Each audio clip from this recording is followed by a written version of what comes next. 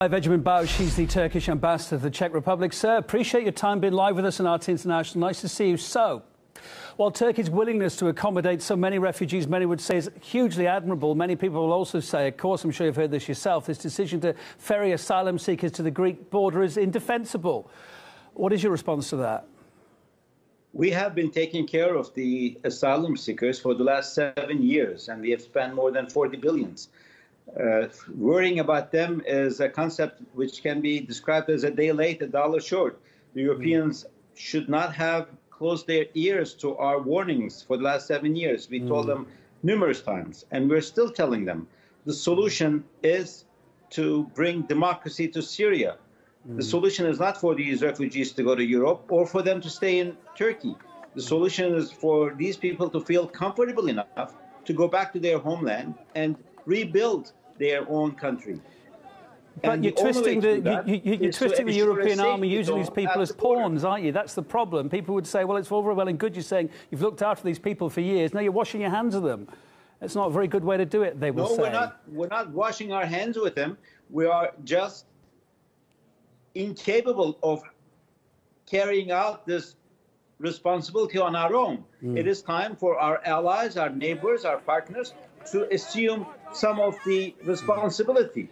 It's a huge humanitarian crisis. Even though we've heard somebody's died there, other countries feel responsible. Even though the allegation is somebody's died there, they've been shot at maybe with live rounds. Greece denies that, of course. And these people, in pushing them towards Greece, are suffering. These same people that you have looked after and wanted the best for. Aren't you concerned about the fact that they're suffering on the border? They are being used as an arm twister towards the EU now. Well, the human rights violations on the part of Greece should be investigated. As I mentioned, we've been taking care of millions of them, and for the last 7 years, and thank God we have never had any violence towards any one of them. And in the first day, unfortunately, Greek security forces started shooting at people and forcing the boats to sink with children in them. This is inhumane. However, we're not twisting anyone's arms. According to the international conventions, refugees have the right to exit from countries. Nobody's being forced out. We have 4 million of them, and these are only the volunteers who want to go to Europe.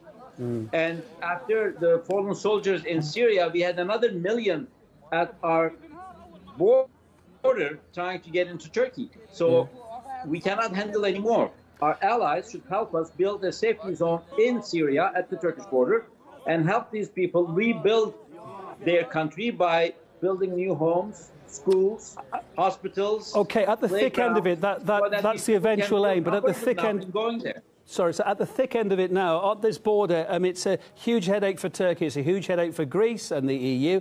It's nightmare for these people that are kind of stuck in this no man's land. Lots of allegations going around. We're hearing, as I mentioned just now, we're saying yesterday that maybe Greece had fired live rounds at these people. That's been denied. Also allegations that Turkish-made tear gas canisters have been fired at Greek border police.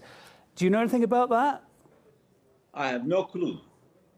First time I ever heard of that. So what do you want here from the EU? I mean, we heard the EU yesterday. We had an Italian representative there in Brussels saying that Turkey has been given lots of money in the past from the EU, and this is the thanks you're giving back to Europe for it. How do you expect relations to be with the EU after this? Let's make one thing clear. Turkey has not been given a penny about this issue. The money has been given to NGOs, predominantly European NGOs, to take care of the problem, but unfortunately they have not been taking care of the problem. Now what we are demanding is European contribution to build a safety zone in Syria where homes can be built so that these people can go back. And international efforts should pressure the bloody dictator of Damascus, Assad, not to kill his own people, so that these people feel safe about going back home. It's about time the international community raised their voice and bring justice.